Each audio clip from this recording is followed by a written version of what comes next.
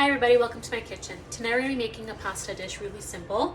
We're going to be making spaghetti with fresh asparagus because it is fresh in season. I'm going to be adding some peas that I just prepared. And I have some fresh ricotta from my local butcher that sells it every once in a while. So I've got that, and I'm going to be adding a little bit of lemon zest and shallots with it as well. So I'm going to be blanching the asparagus because I like to blanch them.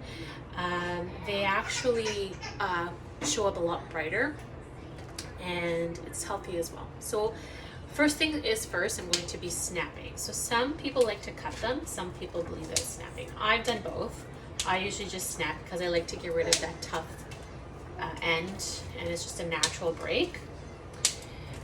One other thing I'm going to be doing before I blanch is I'm actually going to be slightly peeling them. And the reason why I'm peeling them, some people do, it's more of an old school technique, is because my daughter, who's 3, likes asparagus, but lately she's been chewing it on. I guess it's too tough for her. It's the fibers on the outside are a little bit too tough, and she ends up choking on it. So I'm trying to avoid that, and I think just by peeling it slightly, getting rid of that tough exterior will allow the asparagus to be easier for her to eat. So I've done that. This has already been washed. So what I like to do is I like to wash my asparagus. I line it with my beeswax wrap. This one is actually from Abigo, really great Canadian company.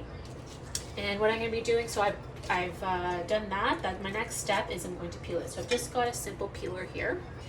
I'm just going to do a quick peel. Might not even get every single piece. I'll show you what it looks like. And what's going to happen, you don't want to do the tip. So you can take a look at it. When you blanch that, it actually will come out a lot brighter, which is really nice. So this is something you can prep quickly. And then put the pasta on, and then while the pasta is cooking, you can blanch the asparagus, because it really just takes a few minutes. And what I'm going to be doing before I blanch them, I'm going to be cutting them into smaller pieces, just so it's quicker.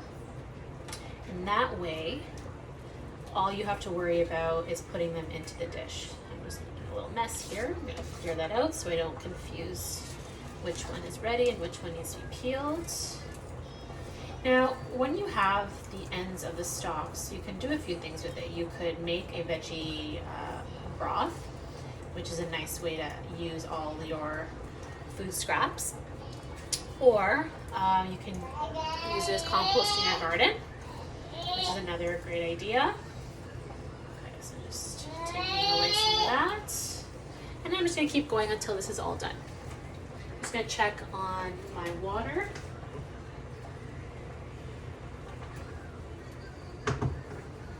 Okay, when you're blanching vegetables, you're actually not keeping the vegetables in there for very long.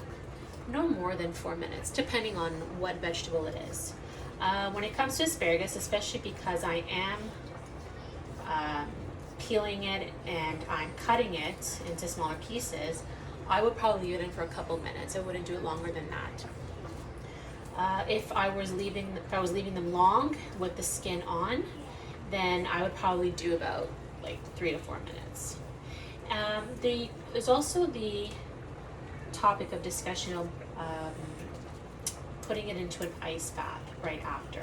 So the reason why people use an ice bath is to stop the cooking, stop the process, to sort of shock the asparagus so that it no longer continues to cook.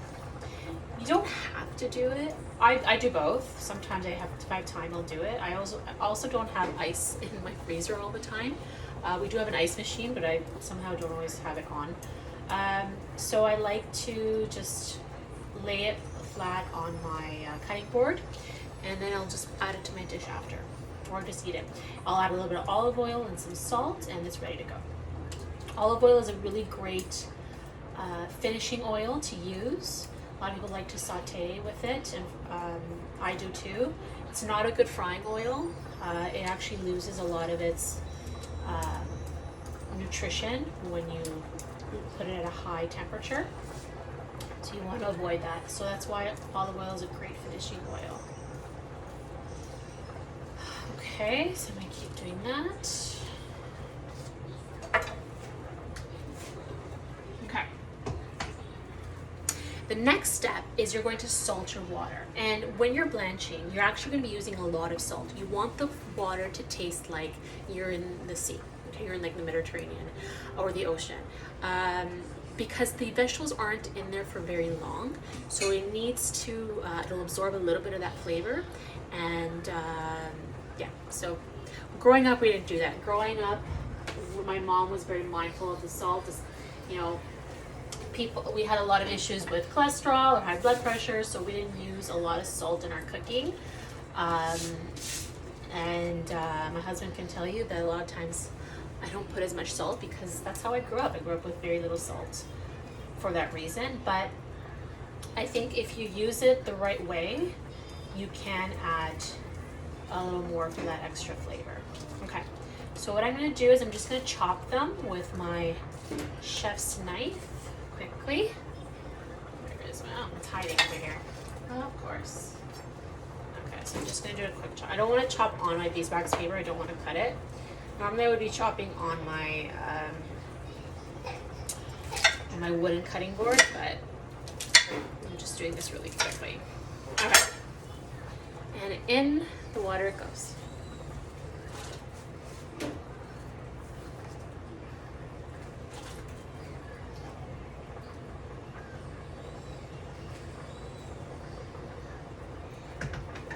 Okay. Save these for later. Save these for later. Put that there. So next I'm going to prepare the shallots. I only have a couple of minutes, so I'm going to do this quickly. And then I am going to, actually I'll just cut right into this, it's fine. And then I'm going to saute it quickly in a pan and add the pasta with it as well. So the pasta's in the pot, it's cooking. It's going to probably be done in a couple of minutes. So as I take out everything, it's going to work out really well. Okay, so I'm just going to slice. Just doing a quick, a little messy here today, but that's okay. Okay, so these are ready. Oh yeah, this is ready.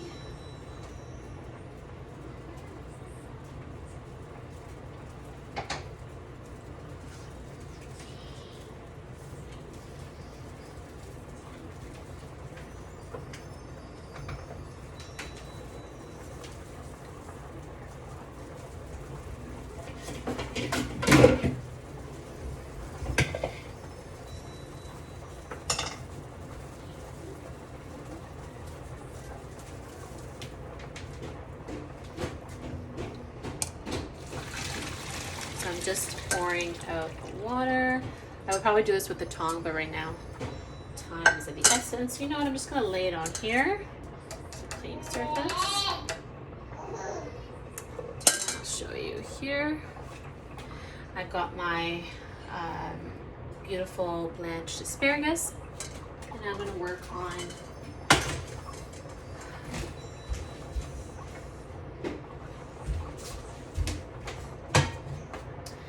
so I'm going to be sauteing the shallots in here with some olive oil, and then I'm going to be adding the pasta with the asparagus and the peas because those are already cooked. I just want to combine it with flavor, and then I'll add the ricotta as everything gets nice and warm.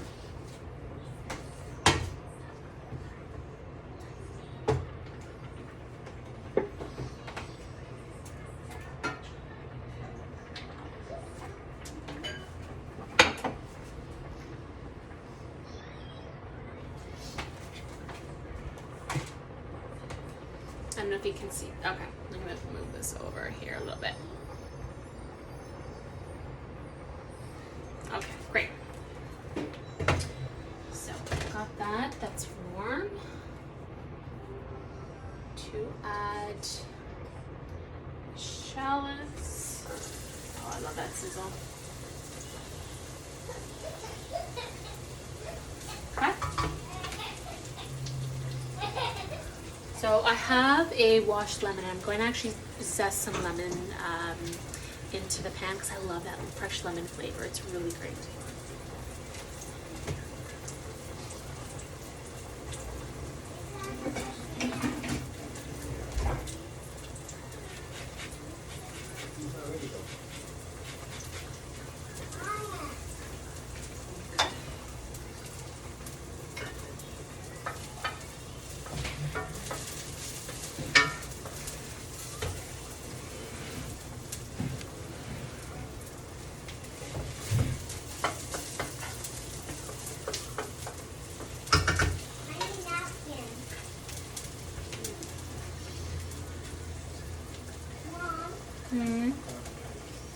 It's okay.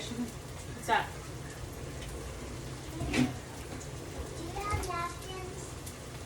Okay, so the shallots have been sauteing and they are ready for the pasta to join in. And then I'm going to be adding the peas. And I'm going to be adding some of the ricotta and the asparagus.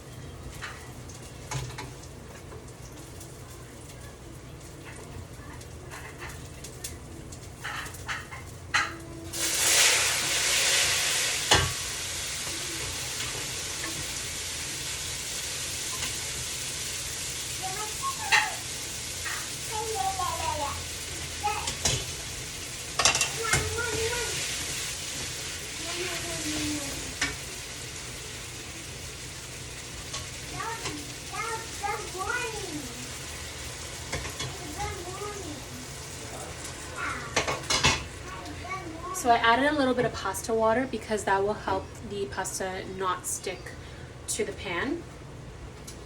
And I'm just going to move it around, get the flavor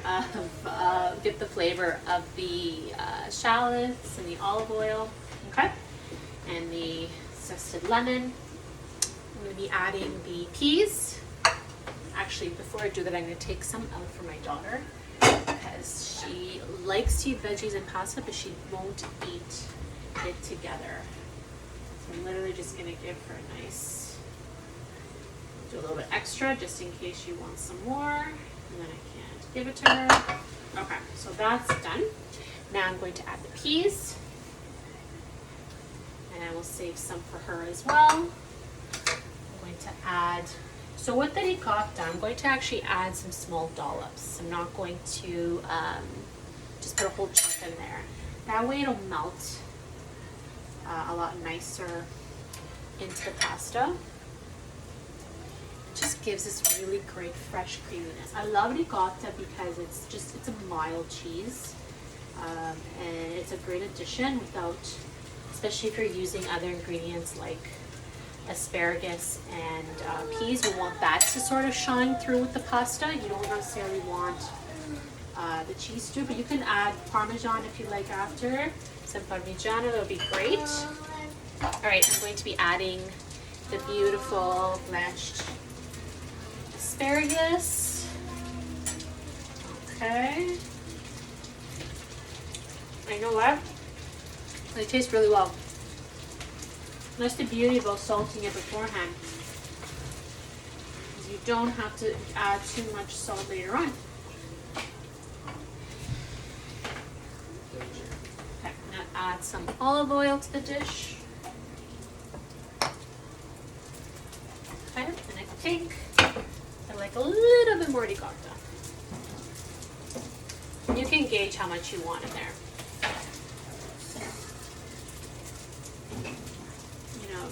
I'm not vegan, but mainly because I can't give up cheese and eggs.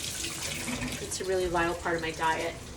And cheese is a great protein to add to your dish.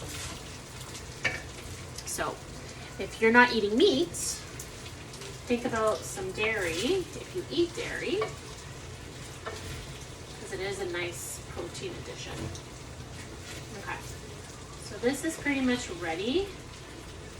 Just add a little bit of salt in here. And add a little bit more lemon zest. The peeled asparagus.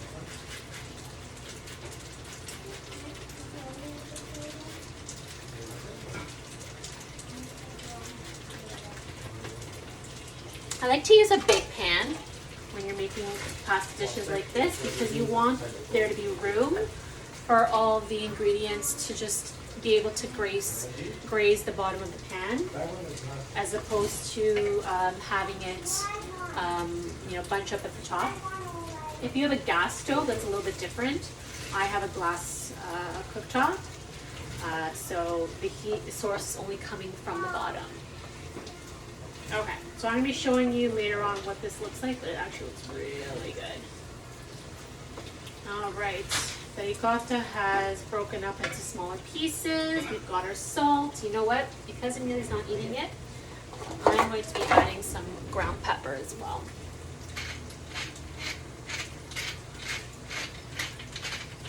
I made the mistake of adding ground pepper the other night for a dish, and Amelia was like, "Mom, why is this food so spicy?" And she was drinking water after every bite.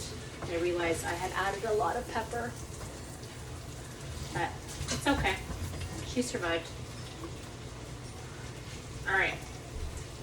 Pasta is ready. Tastes delicious.